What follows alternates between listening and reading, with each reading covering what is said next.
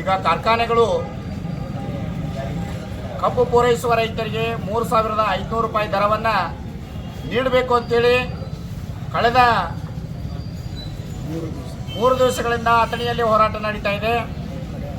ಇದಲ್ಲದೆ ಗುರ್ಲಾಪುರ ಕ್ರಾಸ್ನಲ್ಲಿ ಕಳೆದ 6 ದಿನಗಳಿಂದ ಹೋರಾಟ ನಡೀತಾ ಇದೆ. ಮತ್ತು ಇಂಥ ಒಂದು ಹೋರಾಟ ನಡೆದಂಥ ಸಂದರ್ಭದೊಳಗೆ ನಮ್ಮ ಜಿಲ್ಲಾ ಉಸ್ತುವಾರಿಗಳ ಮಂತ್ರಿ ಆಗಿರ್ಬೋದು ಅಥವಾ ಸಕ್ಕರೆ ಸಚಿವರಾಗಿರ್ಬೋದು, ಮುಖ್ಯಮಂತ್ರಿಗಳು ಇಲ್ಲೇ ಇತ್ತೀಚೆಗೆ ಒಂದು ನಮ್ಮ ಕಾಂಗ್ರೆಸ್ ಶಾಸಕರಾಗಿರ್ತಕ್ಕಂಥ ಮೇಟಿಯವರ ನಿಧನಕ್ಕೆ ಬಂದು ಹೋಗಿದ್ದಾರೆ.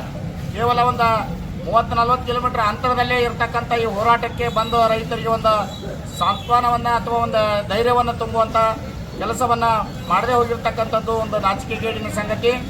ಮತ್ತು ರೈತರು ಕಳೆದ ನಮ್ಮ ಅಥಣಿ ಇತಿಹಾಸದೊಳಗೆ ಮೊದಲ ಬಾರಿಗೆ ಎಲ್ಲ ವೃತ್ತಗಳಲ್ಲಿ ರೈತ ಪರ ಸಂಘಟನೆದವರು, ರೈತದವರು ಮತ್ತು ಕನ್ನಡ ಪರ ಸಂಘಟನೆಯಿಂದ ಅನೇಕ ಒಂದು ವ್ಯಾಪಾರಸ್ಥರು ಅಥವಾ ವಿವಿಧ ಸಂಘಟನೆಗಳಿಂದ ನೈತಿಕ ಬೆಂಬಲವನ್ನು ನೀಡುವುದರ ಜೊತೆಗೆ ಭಾಳಷ್ಟು ಅಭೂತಪೂರ್ವವಾದಂಥ ಹೋರಾಟವನ್ನು ಇದನ್ನು ಪ್ರಥಮ ಬಾರಿಗೆ ಇಲ್ಲಿ ಕೈಗೊಂಡಿದ್ದರು.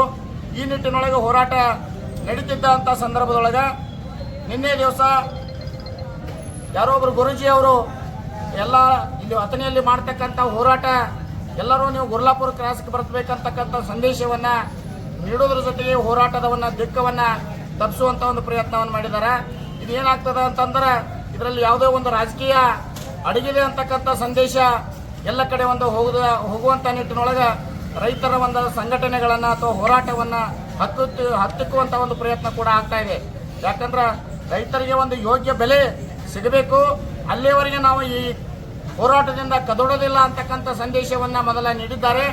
ಅದೇ ನಿಟ್ಟಿನೊಳಗೆ ಒಂದು ಹೋರಾಟ ನಡೀಬೇಕು. ರೈತರು ನ್ಯಾಯಯುತವಾದಂಥ ಹೋರಾಟಕ್ಕಾಗಿ ಏನೊಂದು ಪ್ರತಿಯೊಂದು ವೃತ್ತಗಳಲ್ಲಿ ಒಂದು ಹೋರಾಟವನ್ನು ಮಾಡ್ತಾ ಇದ್ದಾರೆ. ಇದರಿಂದ ಸಾರ್ವಜನಿಕರಿಗೆ ಬಹಳಷ್ಟು ತೊಂದರೆ ಆಗ್ತಾ ಇದೆ.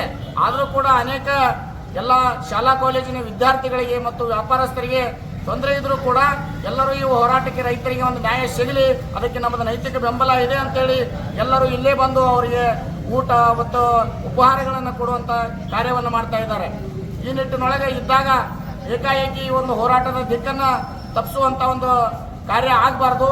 ರೈತರು ಏನೋ ಒಂದು ಹೋರಾಟ ಮಾಡ್ತಾ ಇದ್ದಾರೆ, ಅವರಿಗೆ ನ್ಯಾಯಯುತ ಬೆಲೆ ಸಿಗಬೇಕು, ಅಲ್ಲಿಯವರೆಗೆ ಈ ಹೋರಾಟ ನಿರಂತರವಾಗಿ ನಡೆಯಬೇಕು ಅಂತೇಳಿ ಈ ಮೂಲಕ ಒತ್ತಾಯ ಮಾಡ್ತಾ ಇದ್ದಾರೆ.